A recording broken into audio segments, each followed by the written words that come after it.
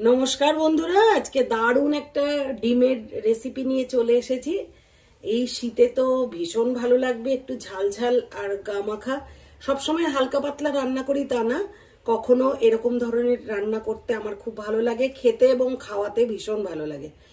চলুন, এটা আমি পেঁয়াজ, রসুন, আদা, কাঁচা লঙ্কা, 5টা আমি কাজু বাদাম দিয়েছি, আর নামানোর আগে একটু ধনেপাতা ছড়িয়ে দিয়েছি। তো কিভাবে রান্না করেছি দেখে নি, চলুন আমরা সবাই মিলে এই রান্নাটাকে আবার দেখে নিই।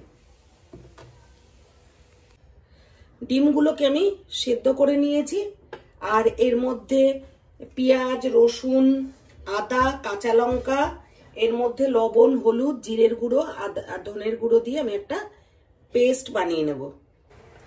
গ্যাসটা জেলে দিয়ে এর মধ্যে একটু হলুদ দিয়ে দেব, তেল গরম করে নিয়ে, আর দিয়ে দেব অল্প করে লবণ দিয়ে দিচ্ছি। তেলটা গরম হয়ে গেছে, ডিমগুলোকে আমি একটু এদিক অল্প অল্প করে ফেরে ভাজতে দিয়ে দেবো। আমি যা রান্না করি আমি সেটাই কিন্তু ভিডিও করি, নতুনত্ব কিছু আমার কাছে মনে হয় না, কারণ আমি যেটাই রান্না করি সেটা তোমাদের সাথে শেয়ার করি। এই ডিমগুলোকে আমি প্রত্যেকটা এইভাবে ছুরি দিয়ে একটু একটু করে ছেড়ে দেবো, কারণ লবণ ঝাল এগুলো সঠিকভাবে ঢুকবে ডিমের মধ্যে। দিয়ে ডিমগুলোকে আমি ভালো করে লাল করে ভেজে নিয়ে তুলে রাখবো।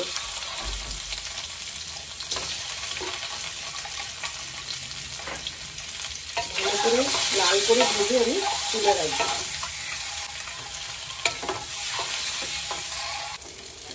ডিমগুলোকে দেখো ভাজা হয়ে গেছে, আমি তুলে রেখে দেবো ডিমগুলোকে। প্রত্যেকটা ডিম তুলে নেব। ডিম কিন্তু আমার খুব প্রিয়, কার কার প্রিয় এটা একটু জানিও, ভালো লাগবে যে আমার প্রিয় যখন কারো সাথে মিলবে। গ্যাসটা সিমেই দেওয়া আছে, শুকনো লঙ্কা আর জিরে, এই শুকনো লঙ্কা জিরে আমি ফোড়ন দিয়ে দিয়েছি। দিয়ে তেলটা কিন্তু অনেকটাই কম কমে গেছে, আর একটু তেল দেবো, কারণ একটু ডিম বা মাংস অল্প একটু তেল দিলে ভালো লাগে। তেল ছাড়াও ভালো লাগে, বিনা তেলেও ভালো লাগে, কিন্তু কখনো কখনো একটু তেল দিয়ে খেতেও ভালো লাগে। এরপরে আমি কেটে রাখা টমেটোগুলো এর মধ্যে দিয়ে দেবো, দিয়ে ভালো করে নেড়ে নেবো। এরপরে আমি দিয়ে দেবো পেঁয়াজ কুচি। আমি মিডিয়াম সাইজের 3টে পেঁয়াজ কুচি করে রেখে দিয়েছিলাম, সেই পেঁয়াজ কুচিগুলো দিয়ে দিলাম। আমি আজকে কিন্তু ডিমের মধ্যে কোনো আলু দেব না, এটা সিম করে ভাজা করব, একটু ঢাকা দিয়ে রাখবো, তাহলে পেঁয়াজগুলো টমেটোটা নরম হয়ে যাবে। ঢাকনাটা খুলে দিলাম, একটু ব্রাউন শেপ এসছে, আর টমেটোর সাথে মিশেও কিন্তু একটা লালচে কালার এসে গেছে। এবারে আমি এর মধ্যে দিয়ে দেবো অল্প করে হলুদ গুঁড়ো, কারণ আমি মশলা পেস্ট করার সময় হলুদ দিয়েছিলাম, অল্প লবণ দিয়েছিলাম। অল্প দিয়ে দেবো লবণ, 1/2 চামচ মতন লবণ দিয়ে দিলাম। আর এই যে পেস্ট করে রাখা, এর মধ্যে আমি আগেও দেখিয়েছি, তারপরে বলে দিই, এর মধ্যে লঙ্কা, পেঁয়াজ, আদা আর হচ্ছে রসুন এবং 5টা আমি কাজু বাদাম দিয়েছি, আর 1 চামচ ধনের গুঁড়ো আর 2 চামচ জিরের গুঁড়ো, লবণ অল্প, হলুদ অল্প দিয়ে এই পেস্টটাকে আমি বানিয়ে নিয়েছি। এই পেস্টটা এর মধ্যে দিয়ে দেব।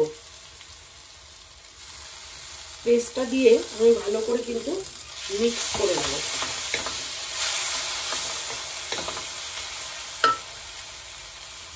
এর মধ্যে আরো দিয়ে দেব 1 চামচ লঙ্কার গুঁড়ো, একটু কালার আসার জন্য 1 চামচ লঙ্কার গুঁড়ো।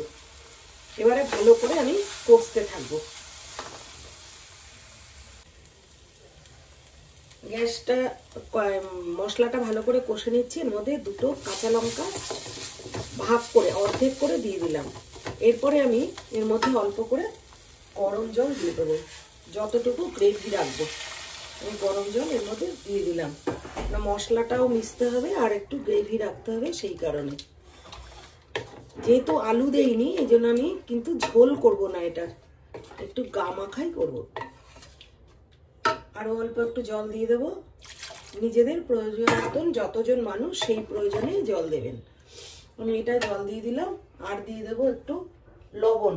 অল্প লবণ দিয়েছিলাম, আর একটু লবণ দিয়ে দিচ্ছি। দিয়ে নাড়া দিয়েছি, এবারে ঢাকা দিয়ে ঝোলটাকে ফুটতে দেব। গ্রেভিটা হয়ে এসেছে। এইবার আমি এর মধ্যে ডিমগুলো, ভাজা ডিমগুলোকে সব ছেড়ে দেবো এক এক করে।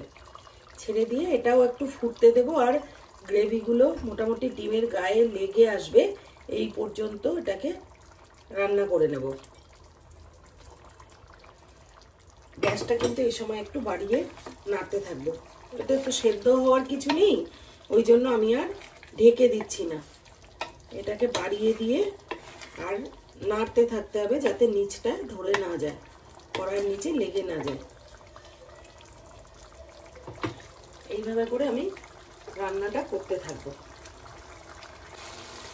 ডিমটা কিন্তু হয়ে এসেছে প্রায়। এরপরে আমি কিছু ধনেপাতা ধুয়ে কুচি করে রেখে দিয়েছিলাম, উপর দিয়ে ছড়িয়ে দেব। ছড়িয়ে দিয়ে ভালো করে মিশিয়ে নেব। ধনেপাতাটা যখন এর সাথে ভালো করে মিশে যাবে, খুব বেশিক্ষণ ফোটাবো না, ওই জন্যই লাস্টের দিকে দিই। ধনেপাতার একটা গন্ধ ছাড়বে। তো আমার রান্নাটা কিন্তু টোটালি কমপ্লিট।